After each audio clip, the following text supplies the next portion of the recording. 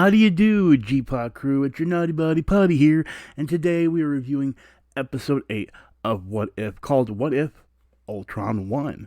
Now, for those that are regulars here, well, first and foremost, I need to ask, if you're new here, make sure you go and hit that subscribe button. It's quick and easy, really helps out the channel, and we appreciate you being here. Second of all, if you are a regular here that watches my What If series or any of my Disney Plus series, or have found me but then noticed my other What If episodes might be a little bit odd as far as intros, titles, so on and so forth. Well, that's because I actually just changed over the channel from Gamer Potheads to Putty. I'm sure you're not really here for that. You're here for the What If Easter eggs and for the What If review. This is a major episode that was amazing to watch and is definitely quite different than I feel like the other episodes. Now, understand, as we transition from Putty and everything, from Gamer Pods to Putty, there's going to be a lot of different changes as far as visually, as well as adjusting to the new setup of having a different name, having a different intro, having a different ending, so on and so forth. But I want to go ahead and give you the quality content that you deserve, which is talking about What If. So without further ado, let's go ahead and get started with, well, the first Easter egg. Let's do it. Now, for our first Easter egg, we have Hawkeye here with a metal arm. Now, if you remember, he actually was introduced in the first Avengers, but in Age of Ultron, the second Avengers movie, he actually started growing more as far as his relationship of the Scarlet Witch, when you first meet Scarlet Witch, Quicksilver, so on and so forth. But that's not what I want to get into. What I want to get into is a metal arm here. Now, of course, remember, this is an alternate world where Ultron won in Age of Ultron. And you'll see that it made an apocalyptic world with all the Ultron bots. And so with Clint here having a metal arm, it makes me wonder if there's anything out there like this. I've never heard of him having a metal arm before. The closest thing I could say was in a anime series called The Next Avengers, Heroes of Tomorrow, I think it's called. But I ended up getting a picture of it. It's Iron Hawkeye, which Iron Man ended up making iron versions of all his fallen Avengers, including Iron Captain America. They never really used Iron Hawkeye, but I'm wondering if this is the same situation, because in the next Avengers, and it's an animated series, by the way, in the next Avengers, the reason it happens is because of Ultron. So, again, we do see that he does have a human hand here, but then that also could mean that the whole body is mechanical, but that has human flesh on it. I don't know. I mean, we could be looking at a Terminator situation or not. I don't know. Or it's just he has a metal arm. But I thought I'd bring that up, so let's continue. And now things make sense. So if you saw my last episode where we actually saw the one where what if Thor was an only child, at the end you see Ultron with all the Infinity Stones, and then he opens up his head to reveal that vision's inside of him. And this is when the Watcher goes, oh no. So this already tells me that this isn't the last episode. We're going to have another episode that's going to bring in the Avengers, the new Avengers, and which means that we're going to get something monumental. In the first time of What If series, the Watcher's going to interfere and bring characters from alternate universes to come together to make a new Avengers. So we're going to get the Thor from that world. We're going to get T'Challa as sorry, I'm having a brain fart. T'Challa as Star-Lord, and of course the evil Doctor, or the dark Doctor Strange version. I'm trying to think of the other episodes. Peggy Carter as Captain Carter, and then of course Thanos' daughter. I'm having brain farts right now. Please, I'm sure I'll put it on the screen, the name right now. I just can't think of her name right now. But anyway, in Guardians of the Galaxy, you know what I'm talking about. I'm having a brain fart. But anyway, so this tells me right here that Ultron makes an alternate future that makes the Watcher have to interfere based on the last episode, which was the one about Thor. So I just had to bring that up. it's finally coming together. Is basically what I'm saying. All right, let's continue with the episode.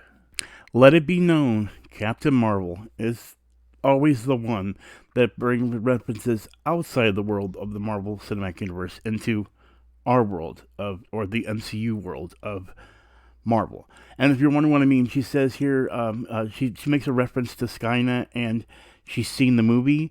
What she's referring to is actually the Terminator movie. And what makes this funny is because they brought Blockbuster into the Marvel, they reference, or she crash lands at a Blockbuster video during during the first movie of Captain Marvel, and then of course now we have the Skynet reference, which is a movie I guess now in the MCU, which is canon, kind of like the whole how Mallrats is now canon in the MCU because of Captain Marvel.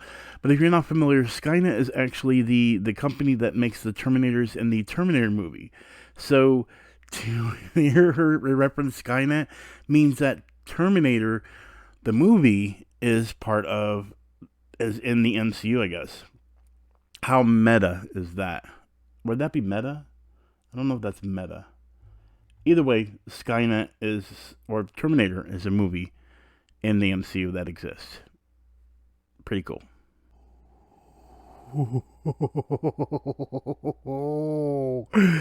This is getting deeper down the rabbit hole than it's ever gotten in the What If series of comic books. Holy crap.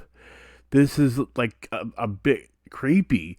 And if you don't know what I'm talking about, I'm literally not going to tell you in this episode. If you haven't watched this episode and you're watching my review to get my reaction to things, this is the first time I'm going to say, I'm not going to tell you what's happening here. What's huge, what's making me go OMG, because you have to watch all of What If to understand how massively huge this is. Wow. Arnim Zola is the key? Okay, so for those that don't remember who Arnim Zola is, he is the scientist that you see in I'm actually having a brain fart in the movies that actually worked with the Red Skull, if you remember, and then ended up getting his brain transferred into a computer. And this is actually based off the comic book version of Arnim of Zola that actually goes into a machine as well, and you can see right here in the comic book picture. But why is he the key? Maybe because his brain was transferred into into the machine, and he has further control. Maybe there's something I'm missing from the MCU that he did that made Ultron. Because I haven't watched Age of Ultron in a while, and I don't remember how he was key into Age of Ultron happening in the first place. I'm not sure, but apparently he's key into stopping Ultron in this What If episode, or What If series altogether. Really? What If? Really? You're going to make us go through this again in a reverse way? This is messed up. And if you guys don't know what I'm talking about, remember Endgame. Remember when Natasha was hanging by the arm of Clint? Now the roles reversed, and Clint is hanging by the arm of Natasha. Marvel and What If, you guys are messed up when it comes to the relationship between these two people. Just let them live together as friends. They're not even lovers. They're just friends. Really close friends that love each other. This is messed up. I always knew the Watcher was badass. No joke, I knew the Watcher was badass. But this is killer. This is the Watcher that we've kind of always wanted. Like, this is amazing.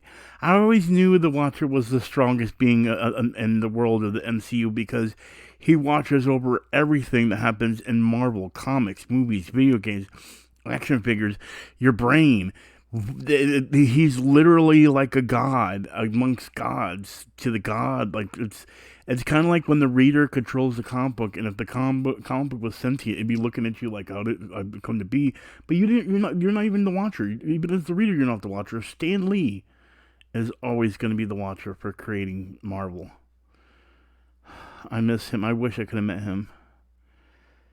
Wow, it's funny how seeing the Watcher become so badass makes me think of one of the most badass humans that ever once lived on this planet.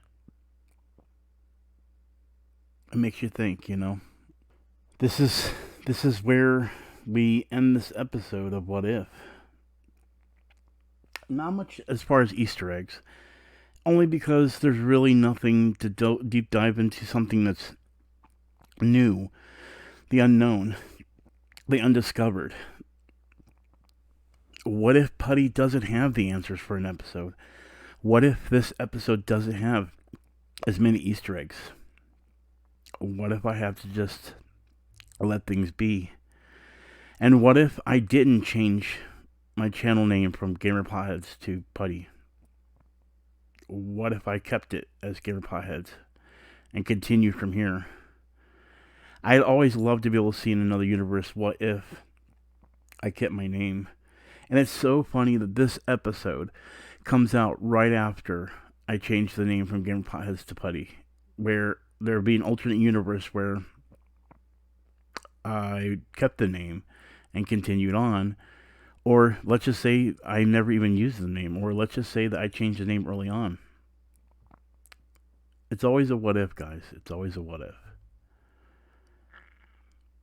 I want to thank you all for watching. Make sure to hit the like button. Make sure to hit the subscribe button. I used to say, as always, I'm Putty Man with Gamer Potheads. We're all about the high score. But today I can't do that. Because what if I change my ending? What if I change my call sign whenever I end my video? What if I don't have one? What if I just wait until something comes to mind? I'll see you guys next Wednesday for the next episode of What If. And as always, I'm Putty Man. That's it. I'm Putty Man.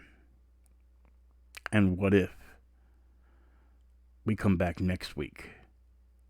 Shall we?